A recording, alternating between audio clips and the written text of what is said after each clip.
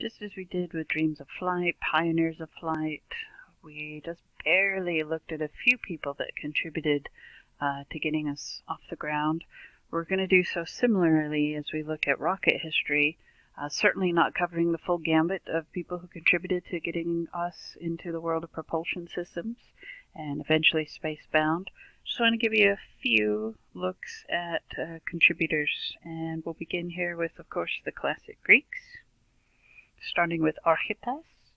And he is the person that is often credited with saying that they had constructed the first device to use rocket propulsion. Essentially a big explosion to cause something to move forward, upward, away from the ground. As always, the parts that are highlighted is what you'll want to have in your notes so that you can be successful on the celebration of knowledge. So he's said to have constructed and flown a small bird-shaped device that was propelled by a jet of steam or compressed air. This bird type of a device may have been suspended by a wire or mounted at the end of a bar which revolved around some sort of a pivot point, but very well documented in his work.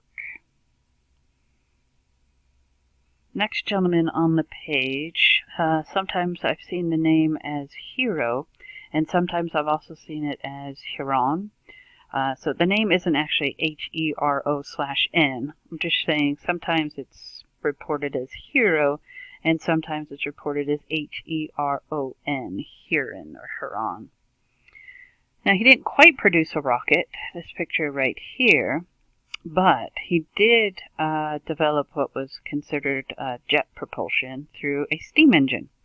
The exact appearance of the engine in history is not known, but it consisted of some sort of copper vessel heated by fire, and of course would create this steam, and then these open valves would allow this to turn. Hero just thought it was an amazing, amusing little toy and didn't realize the potential for many thousands of years by society. It's very similar to Da Vinci having created the helical screw, but not developing it further into a modern-day helicopter. So perhaps we would have had flight, rocketry, centuries before we have in our own current history. A little glimpse from a copy of Hero's notes on his steam engine, which he just thought was a fun little toy. Of course, I've mentioned in this course that oftentimes inventions are quickly grabbed for military purposes. If you remember, even kites were used to take down dynasties in ancient China. Returning to the Chinese, they developed fire arrows. It's essentially a firecracker. So they would take and put their mini rocket, onto arrows and use them to fire at their enemies. So 13th century here. Chinese fire arrows, very primitive rockets, essentially a firecracker, but not for the show and the fun and the songs, but for destructive purposes.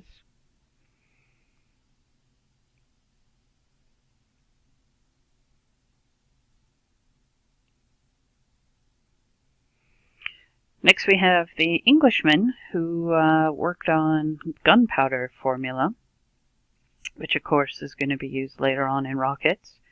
So Sir Bacon.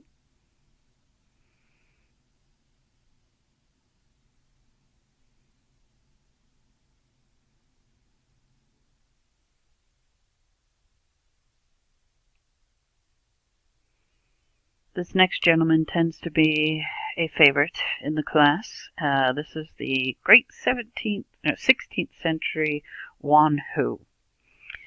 He constructed, as legend has it, he constructed a chair attaching 47 gunpowder rockets to its base. In some versions of the story, his chair also had kite wings. On launch day, 47 assistants, how'd you like to be one of these assistants, rushed up and simultaneously lit the fuses of all the rockets. A huge explosion followed. When the smoke cleared, Wan Hu was gone, as may have suspected. Some have suggested Wan Hu actually made it into space, and you can see him as the man in the moon. So it's a Chinese legend of why you can see the face of a human in the moon. It's actually Wan Hu. Sometimes the depiction of Wan Hu's 47 rocket chair is the rockets are attached at the side, or sometimes depicted they're at the base. Which would you prefer? Would you like to have your 47 rockets directly behind you or directly below you?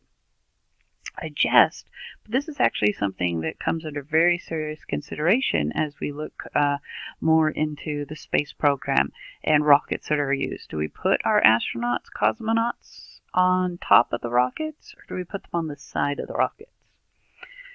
So I'm going to show you a clip here of a gentleman who has constructed a device similar to what Wan Hu potentially became man in the moon with. So we'll see how a modern day interpretation may have supported or made the claims unrealistic of Wan Hu. Enjoy.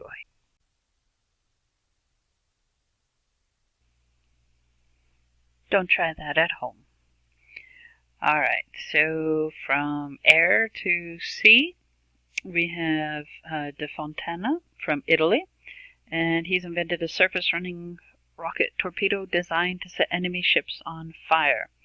So what the advantage of this was in warfare was, instead of having, picture the big clipper ships having to get really close to each other, pirate ships, cannons having to get close to each other for the firing of the cannonball to inflict damage, there were greater casualties for both sides.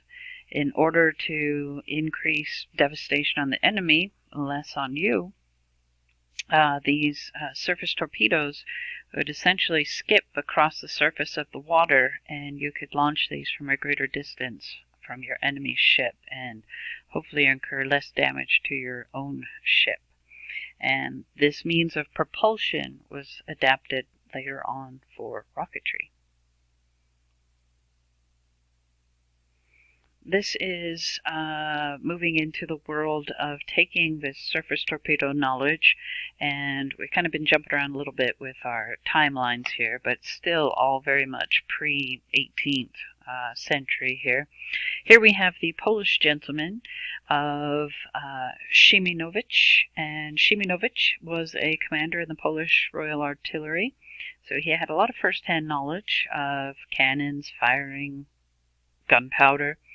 And he first gave us the concepts that are used widely today with multi-stage rockets, delta wing stabilizers, and I noticed here that I did not highlight for you that you definitely need to have Szymanowicz's name in your notes.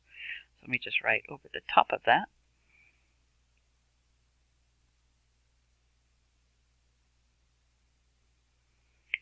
So the multi-stage rockets, I'll show you an image of that first, a little bit in the background here, and then we'll look at these delta wing stabilizers, something you've actually seen before in this class.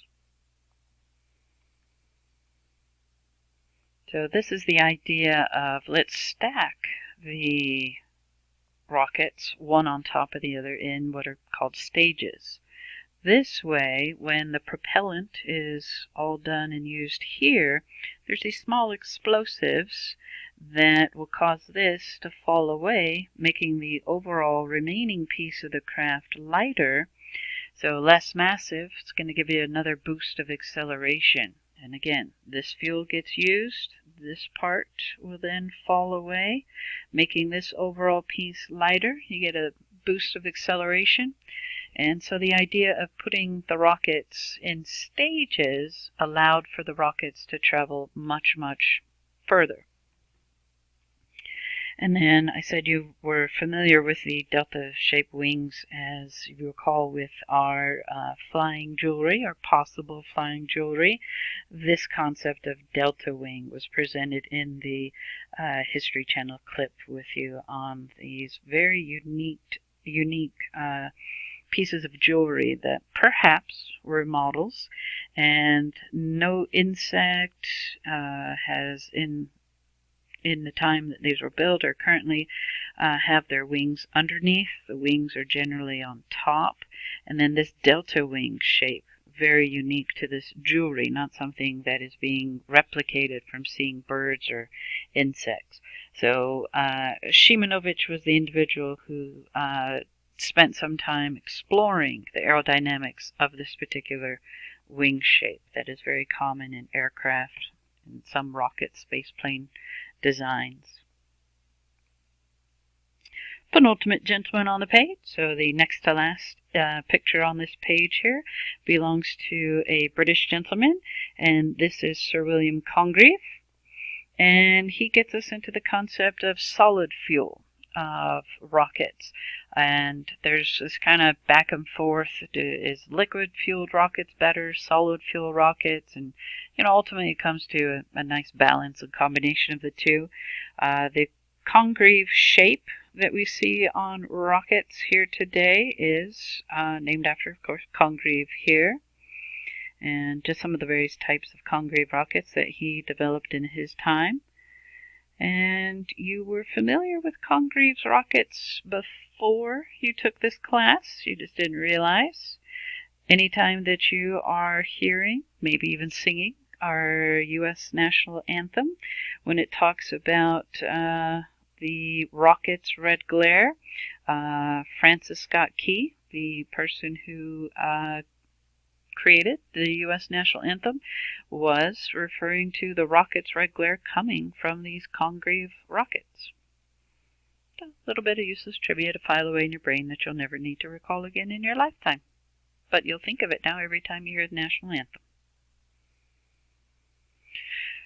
Final thing I point out on this page for you is something just to show you the extremes in rocketry early days. Just like we showed you some of those failed attempts at flight, we have some spectacular fails in rocketry as well. All joking aside, obviously some lives are lost, but I'm chuckling a little bit for this Frenchman who you'll appreciate. So he was definitely a rocket enthusiast. He gave us the concept of recovering payloads with parachutes, something maybe you've done in grade school or maybe in your own. But this picture right here is fantastic, as it is showing the French police intervening in one of his experiments as he was attempting in the public courtyard for display the spectators to enjoy. He was actually trying to have a little boy be a payload. He was trying to show that humans could achieve flight through rockets. The 19th century, the 1800s, maybe just a little bit too soon for human payloads. But of course, we did eventually get humans into space, so we had to start somewhere.